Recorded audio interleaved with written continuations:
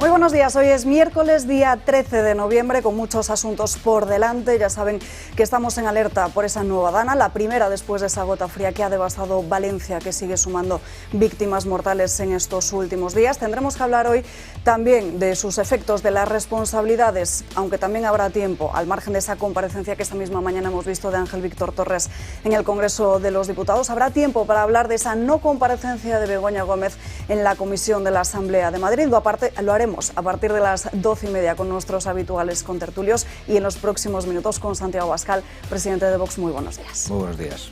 Muchísimas gracias por estar aquí con nosotros, sobre todo porque es la primera entrevista que concede después del paso devastador de la dana en la Comunidad Valenciana, de la que siguen los familiares, los afectados, sufriendo las consecuencias. Es una recuperación que parece muy lenta. Vox, lo anunciaba usted el otro día, esa querella contra Pedro Sánchez, que se ha ampliado también a otros 3 ministros. Me gustaría empezar hablando de eso, que es, por supuesto, lo más inmediato y lo que más está preocupando ahora mismo a todos los españoles, y que ahondara un poco más en esos fundamentos para presentar esa querella, porque también, y aquí lo hemos estado debatiendo en estos últimos días, el Gobierno se desentendió desde el primer momento, saltándose incluso una ley nacional que le obligaba a ponerse los mandos. Bueno, nosotros hemos entendido desde el principio que el Gobierno no socorrió a los valencianos, y no lo hizo por razones políticas, porque el gobierno regional era de un signo contrario al gobierno de la nación, y quisieron echar toda la responsabilidad sin dar ningún tipo de ayuda a ese gobierno regional. Es decir, actuaron políticamente y provocaron que la tragedia fuera mucho mayor en el momento de la tragedia, pero también hay que hablar de las responsabilidades previas.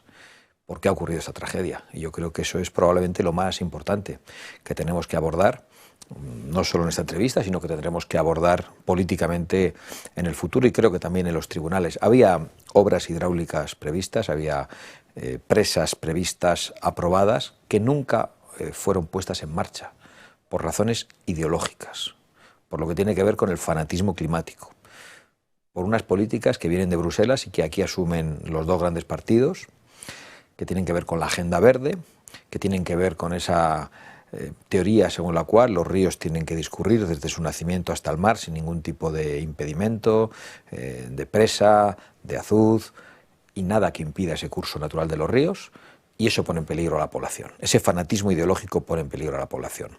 Hoy tenemos estos días a Pedro Sánchez en la cumbre del clima, donde se ha ido contaminando con aviones y helicópteros, pero precisamente lo que mata no es, como dice Sánchez, el negacionismo climático. Lo que mata es el fanatismo climático, que impide crear infraestructuras para proteger a la población en lugares donde se sabe que ha habido riadas históricas a lo largo del tiempo. Y también hablaremos de ello de forma detenida en los próximos minutos. También quizás una falta de humanidad, porque vimos en las primeras horas que empezamos a ver las consecuencias de esa noche trágica del día 29 de octubre, causó una oleada de indignación, como el Congreso de los Diputados suspendía toda su actividad, a excepción de esa convalidación del decreto de Radio Televisión Española, o incluso como ese Real Decreto de medidas para paliar sus efectos se ha aprovechado para blindar al jefe de la policía. Estamos viendo cada vez una distancia más abrumadora entre los intereses del Gobierno y los de los ciudadanos. Yo creo que padecemos un gobierno de psicópatas, un gobierno de desaprensivos que actúan sin importarle las consecuencias, sin importarle los demás y sin importarle los ciudadanos a los que nos debemos. Y yo creo que eso se ha visto en las primeras horas de la respuesta a la tragedia. No voy a entrar en el fallo del aviso meteorológico, en el fallo que pueden cometer los meteorólogos, en la tardanza en enviar un aviso, en ese tipo de negligencias. Creo que hay cosas todavía peores que la negligencia, y es la actuación criminal, deliberada, en no enviar ayuda desde el primer momento. ¿Cómo es posible que un gobierno, un Estado, unas administraciones que saben hasta la talla del calzoncillo que llevamos, que saben perfectamente lo que pagan los ciudadanos en impuestos, lo que evaden, que actúan inmediatamente en cuanto uno se salta un semáforo, un Estado que es tan tremendamente eficaz para perseguir a los ciudadanos, un Estado que tiene toda la información, que tiene todos los mecanismos a través de la meteorología, de la inteligencia, de la policía, de la protección civil, para tener toda la información en tiempo real, no actuara inmediatamente? ¿Cómo es posible que eludieran las leyes que les obligan a asumir el mando y no enviaran al ejército inmediatamente? Con esa frase infame del presidente del gobierno, dicha días después de: si quieren ayuda, que la pidan. Esa frase propia de un psicópata. ¿Cómo es posible que rechazasen la ayuda internacional? ¿Cómo es posible que tengamos que escuchar en el Parlamento francés la sorpresa porque España rechazase la ayuda de los bomberos? ¿Cómo es posible que todos hayamos visto las imágenes de bomberos franceses yendo como voluntarios y llegando a algunos puntos donde los ciudadanos les decían que allí todavía no había aparecido ninguna autoridad? No solo ninguna autoridad útil, no digo ningún político, ningún policía, ningún bombero, ningún guardia. ¿Cómo es posible que el Estado no apareciese por ningún lado y a la vez rechazase la ayuda de terceros? ¿Cómo es posible que se rechazase la ayuda también del presidente Bukele, que finalmente ha ayudado en otra catástrofe natural en otro país? ¿Cómo es posible que se criminalizase a los voluntarios, se dijese que no hacían falta? O sea, ¿cómo es posible que fueran a sacarse en ese contexto una foto al epicentro de la tragedia y pretendieran que les aplaudieran el presidente del gobierno? Y ahora quieren que desde los balcones los españoles aplaudan al Estado. Es decir, que aplaudan no al Estado, no a los servidores públicos, porque Sánchez se esconde detrás de ellos, igual que se esconde detrás de las víctimas para decir que hay que aprobar sus presupuestos en este momento. Y utiliza como rehenes a las propias víctimas de la tragedia. Y ahora nos dice que hay que salir a los balcones a aplaudirle. No se puede actuar de una manera tan criminal, tan insultante y tan psicopática. Yo dije en el Parlamento hace ya unos meses que lo peor de Sánchez estaba por llegar, y lo estamos viendo, lo están padeciendo los españoles. Y probablemente me quede corto en las previsiones. Esto por parte del Gobierno central, pero ¿y el autonómico? ¿Considera que Carlos Mazón también es parte responsable en toda esta gestión? Es evidente que tiene una responsabilidad el Gobierno de la Generalidad de Valencia, es evidente, sin ninguna duda, pero yo creo que es muy importante distinguir entre la negligencia, la torpeza, la incapacidad, por un lado, y la actuación criminal y la mala fe, por otro lado. Y creo que eso en estos momentos es esencial decirlo. Y creo que el mayor error, aparte de no avisar a tiempo y de el entorno del presidente de la Generalidad, que evidentemente actuó con incompetencia, el mayor error fue comparecer con el presidente del Gobierno y darles las gracias por su rápida respuesta. Aparentemente secuestrado por el presidente del Gobierno.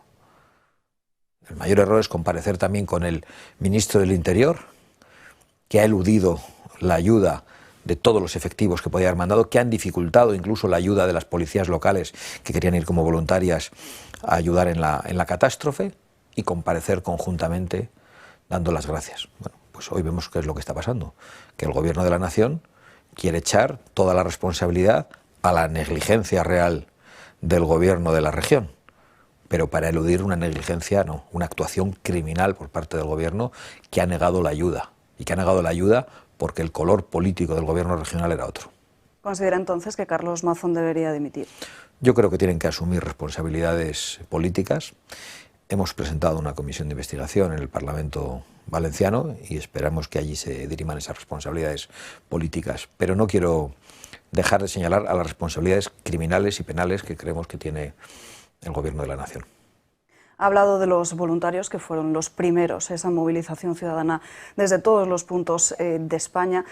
Lo ha mencionado también los bomberos, muchos, incluso policías, guardias civiles que durante estos días nos han contado cómo han ido vestidos de paisano porque les decían que no podían acudir a las zonas más afectadas, y sorprendía, y ha sido asunto de polémica también, la actuación de la propia Cruz Roja. Inicia una campaña de recaudación en base a sus propias explicaciones, porque dicen que así siempre lo hacen y que luego ya ponen un plan en marcha. Sin embargo, esa ayuda no llega hasta hace apenas unos días y es evidente que se están destinando miles y miles de recursos para estas ONGs que luego, cuando se las necesita, no están desde luego para los nuestros. No sé cómo lo ve usted. Bueno, cuando yo he dicho que el Estado no ha respondido y el Estado autonómico fallido ha fracasado en la respuesta, en algunos casos, insisto, por negligencia y en otros de manera deliberada, yo creo que podemos incluir a las organizaciones subvencionadas del Estado, a todas esas organizaciones que viven de la subvención pública, algunas, por cierto, pagadas por globalistas como Soros, como Open Arms, que han ido a criminalizar a los voluntarios, que han ido a grabarse vídeos y que no han respondido. Y sin embargo, en contraste, y en mitad de la rabia que sentimos, en mitad de la pena por las pérdidas de vidas humanas, pues encontramos un motivo de orgullo como españoles, un motivo de orgullo por nuestros compatriotas, un motivo de orgullo por tantos jóvenes que han reaccionado de una manera espectacular, con una solidaridad extraordinaria, que han entregado su tiempo, que han entregado su dinero, que han expuesto su salud, que se han ido a Valencia, que han colaborado en otros lugares de España. Yo he podido ver personalmente algunas de las naves en las que estaba llegando ayuda en Madrid y cómo se estaba distribuyendo a través de organizaciones como Revuelta o como Solidaridad. Y he podido ver de cerca el trabajo de todos esos jóvenes, otros no tan jóvenes, pero muy especialmente sorprendido por esa juventud a la que a veces calificamos de hedonista, de despreocupada, de una manera injusta, y ha reaccionado de una manera admirable. Y yo he de decir que me siento muy orgulloso de esa gente que ha estado allí ayudando y que ha estado ayudando también sin ir, otros desde otros lugares. No es para menos, es un orgullo compartido. Volviendo a Pedro Sánchez, está en la cumbre del clima. Luego, si le parece, le pediré una valoración sobre este tipo de eventos, pero ha relacionado a la Dana con el cambio climático. ¿Cómo lo ve usted? Bueno, Pedro Sánchez tiene ausencia de escrúpulos. Entonces, Pedro Sánchez, da igual lo que diga, yo creo que no podemos analizar todas y cada una de sus mentiras, pero lo cierto es que la zona de Valencia, donde se ha producido la tragedia, es una zona donde históricamente ya se han producido esas tragedias. Yo hace poco estaba leyendo un texto del siglo XVIII, donde precisamente se relataba cómo el desbordamiento de esos ríos y de esos barrancos había dejado una cantidad tremenda de muertos esparcidos, había provocado un drama en el año 1775 y antes. Es una zona donde las lluvias torrenciales pueden provocar esas inundaciones. Y por lo tanto lo que tenemos que hacer es tomar medidas para impedirlo. Y es el fanatismo climático el que impide tomar medidas. Por lo tanto, el fanatismo climático mata y es responsable de la tragedia. Las políticas de Bruselas matan y las políticas de Sánchez matan. No construir las presas previstas es motivo de esta tragedia, es motivo de que la tragedia se haya agravado.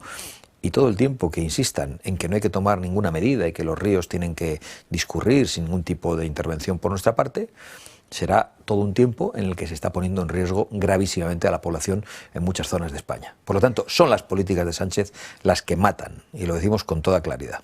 En esos mismos términos se ha pronunciado esta misma mañana Pepa Millán en el Congreso de los Diputados en esa comparecencia de Ángel Víctor Torres. Si le parece, la escuchamos y ahora lo comentamos.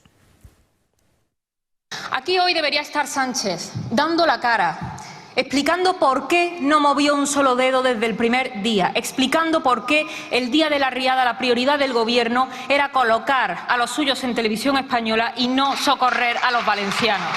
Y usted aquí diciendo que la culpa es de los ciudadanos que emiten CO2. Pues mire, lo que mata es no declarar la situación de emergencia. Lo que mata es quedarse cruzado de brazos viendo la catástrofe sin mover un solo dedo por puro interés político. Lo que mata es no haber construido las obras y haber derrumbado las presas por puro fanatismo climático. Eso es lo que mata y no el cambio climático. Hay muchísimos expertos, ingenieros de caminos, diferentes asociaciones que están denunciando ese abandono de las obras hidráulicas desde hace más de 20 años. Desde Vox, ¿qué medidas proponen para el mantenimiento y también para prevenir daños como este en el futuro?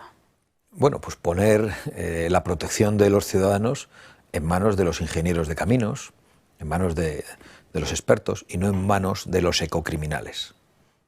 Estén en las asociaciones o en los parlamentos. Y hoy estamos en manos de ecocriminales a los que no les importa la población, que están fanatizados, que tienen unas ideas que han convertido en una religión, que insultan a todo el que no asume sus posiciones sobre el fanatismo climático y que son responsables de esta tragedia. Y por eso decimos que Sánchez tenía que haber estado hoy en el Parlamento, dando la cara. En vez de intentar fotografiarse en mitad de la tragedia, tenía que estar en el Parlamento, dando la cara ante los españoles. Pero hace mucho tiempo que elude el control parlamentario. Sánchez lleva semanas sin acudir al control parlamentario los miércoles.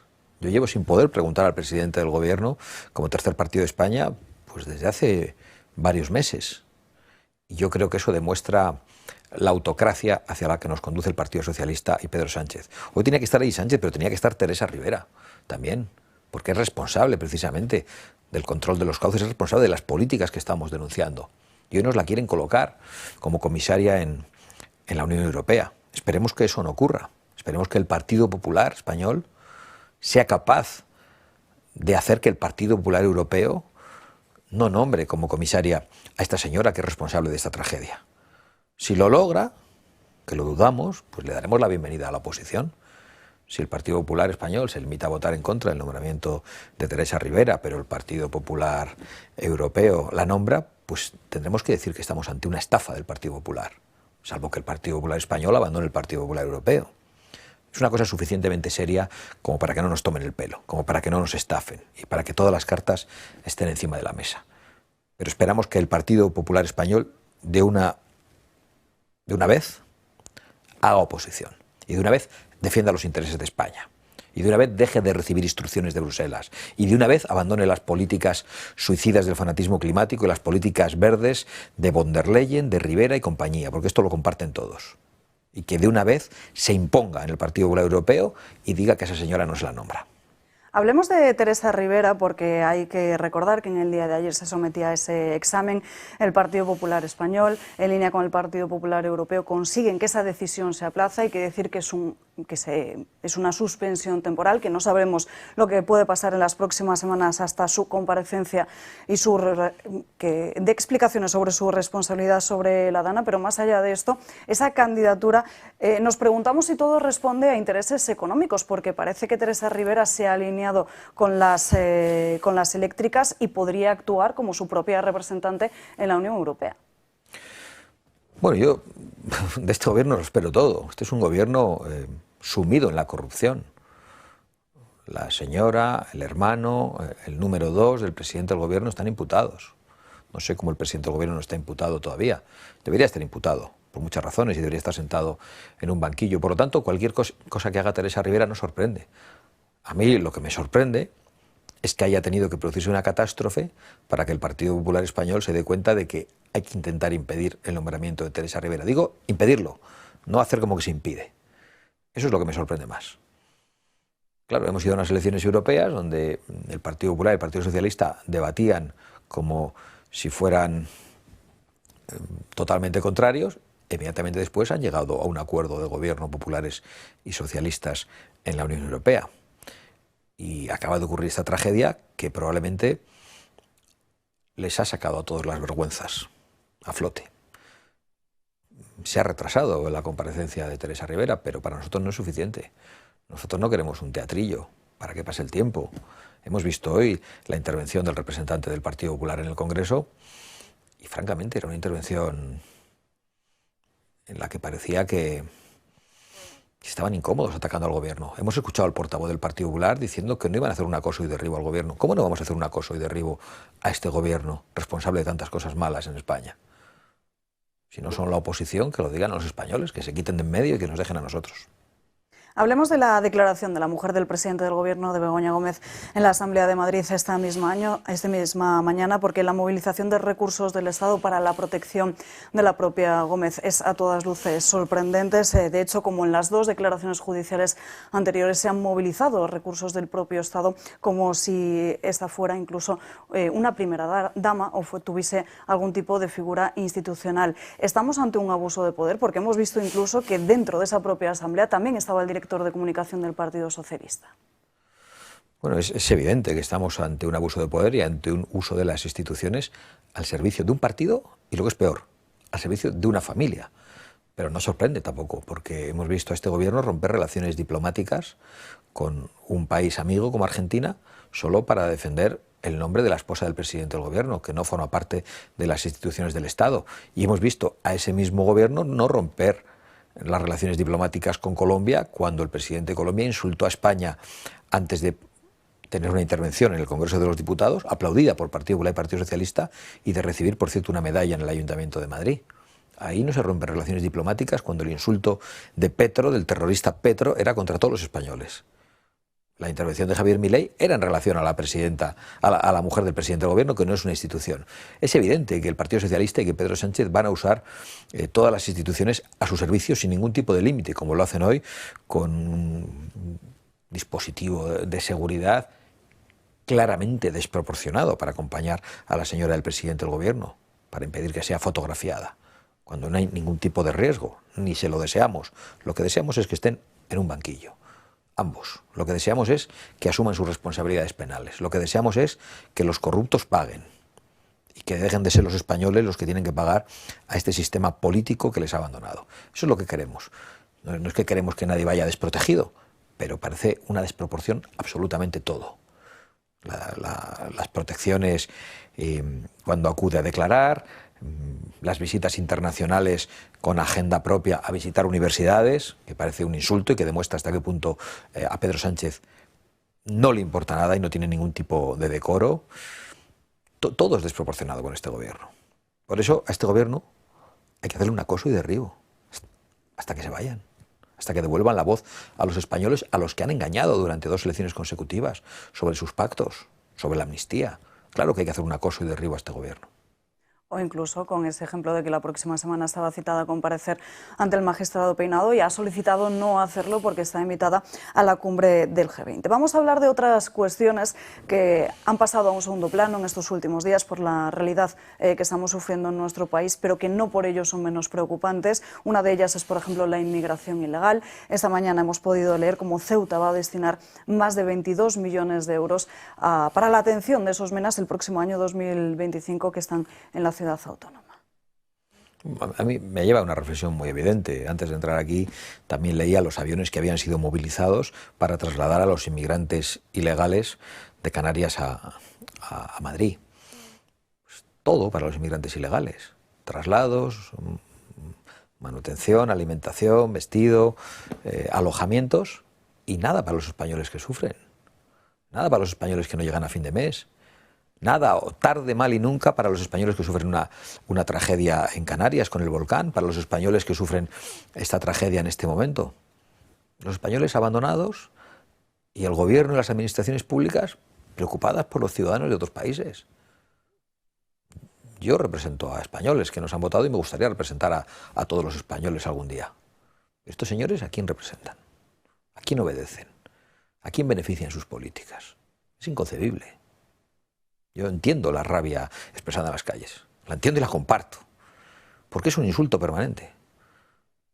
Esta partidocracia tiene una forma de democracia aparente, pero hace mucho tiempo que no defiende los intereses nacionales y la del conjunto de los españoles. Esa oleada de inmigración ilegal también se ha convertido en estos últimos días en una especie de violencia antisemita que recorre las calles de toda Europa. Lo vimos la semana pasada en Ámsterdam, también en Estocolmo. Incluso hay preocupación por lo que pueda suceder este jueves en Francia. La situación en Oriente Medio también es muy preocupante y, sin embargo, estamos asistiendo a un momento en el que parece que Europa sigue estando alineada con un grupo terrorista y dejando a un lado o dando la espalda a una democracia como Israel. Bueno, yo creo que cualquiera que se haya detenido a ver lo que pasó el 7 de octubre y el tipo de crímenes que se cometieron contra la población en Israel, crímenes impulsados desde Irán, con los ataques coordinados de organizaciones terroristas como Hamas y Hezbollah, que son organizaciones dependientes de Irán. Irán, aliado de Venezuela, aliado de Putin. Cualquiera que viera la naturaleza de esos crímenes absolutamente horrendos y satánicos debería ser consciente de qué lado hay que estar. Debería ser consciente desde qué punto el islamismo extremista está dispuesto a todo en Israel y en Europa. Y en Europa ya lo estamos padeciendo. Y si no somos conscientes y vemos aquí a los islamoizquierdistas siempre del lado incorrecto de la historia, pues lo padecerán las poblaciones en el futuro. Ya lo están padeciendo en toda Europa. Y nosotros hemos lanzado la voz de alerta hace mucho tiempo. No se puede seguir tolerando esta inmigración masiva, esta invasión islamista que viene de algunos lugares y que pone en riesgo absoluto nuestra manera de vivir, nuestra seguridad, nuestras libertades, la seguridad de las mujeres muy especialmente. Nuestra posición es muy clara y no tengo ninguna duda de que esa posición se abrirá paso y que esa posición será apoyada mayoritariamente por los pueblos, como ya lo es en muchos sitios de Europa. Están cambiando las cosas en el mundo. Vemos de nuevo cómo Donald Trump ha obtenido la victoria en Estados Unidos y eso también va a tener un efecto, sin ninguna duda. Hablemos de Estados Unidos. ¿Cómo considera que va a cambiar el mundo esta nueva era trumpista después de una victoria electoral que además contra todo pronóstico? Bueno, yo creo que muchas cosas están cambiando desde hace mucho tiempo. Ya en el año 2016, con la primera victoria de Trump, la desconfianza de las sociedades occidentales respecto a la mayor parte de sus medios de comunicación es una desconfianza lógica. La desconfianza respecto a las instituciones supranacionales en manos de regímenes fundamentalistas en muchos casos es una desconfianza lógica. La desconfianza hacia el globalismo que quiere acabar con legislaciones, soberanías, constituciones y hacer tabla rasa en todo el mundo, es una desconfianza lógica. Y por lo tanto yo creo que la reacción de los patriotas en todo el mundo, muy visible en Estados Unidos, con muchas dificultades, contra toda la prensa, contra todo el poder, contra todo el Estado profundo, creo que esa victoria nos debe dar esperanzas en todo el mundo. Esas victorias se han producido ya en algunos lugares de Europa, se ha producido en Estados Unidos y confiamos en que más pronto que tarde se logre en España. Y esa fuerza de los patriotas, de los conservadores, también se va a ver en esa CIPAC que va a producirse el próximo 4 de diciembre. Usted ha sido invitado por el presidente de Argentina, por Javier Milei. Se trata del mayor encuentro de conservadores de todo el mundo. No sé qué espera de esta próxima cita. Bueno, yo creo que es muy importante, lo he dicho en otras ocasiones, que los buenos estemos unidos. A veces los movimientos patrióticos han tendido al aislacionismo. Han pensado que frente a movimientos internacionalistas o globalistas lo adecuado era aislarse. Yo pienso que no. Yo creo que hay que ser capaces de articular alianzas con movimientos patrióticos en defensa de la soberanía, en defensa de las libertades de los ciudadanos, en defensa del Estado de Derecho y respetando nuestra propia soberanía. Y eso nosotros lo hemos intentado en la Unión Europea. Hemos articulado contactos entre partidos que no los tenían. Hemos logrado una interlocución internacional que en España creo que no tiene ninguna otra fuerza política, y lo hemos hecho porque creemos que si los malos están unidos en distintas instituciones, me da igual instituciones supranacionales secuestradas por la izquierda o por el islamismo como la ONU y que traen la Agenda 2030 y otras porquerías, o están unidos en torno a internacionales del terror y del crimen y del narco como el Grupo de Puebla y el Foro de Sao Paulo, nosotros también tenemos que crear instituciones que unan a los patriotas de todo el mundo en nuestro respeto mutuo por nuestra soberanía. Nosotros no queremos hacer políticas para que las apliquen en otros países. Lo que queremos es que se respete nuestra soberanía, nuestra manera de vivir, y es muy fácil articular esas alianzas con personas con las que se comparten valores, con las que se comparte un modelo de sociedad y un respeto por lo que han hecho nuestros mayores. Santiago Abascal, presidente de Vox, ha sido un placer poder charlar este rato con usted. Muchísimas gracias. Un placer.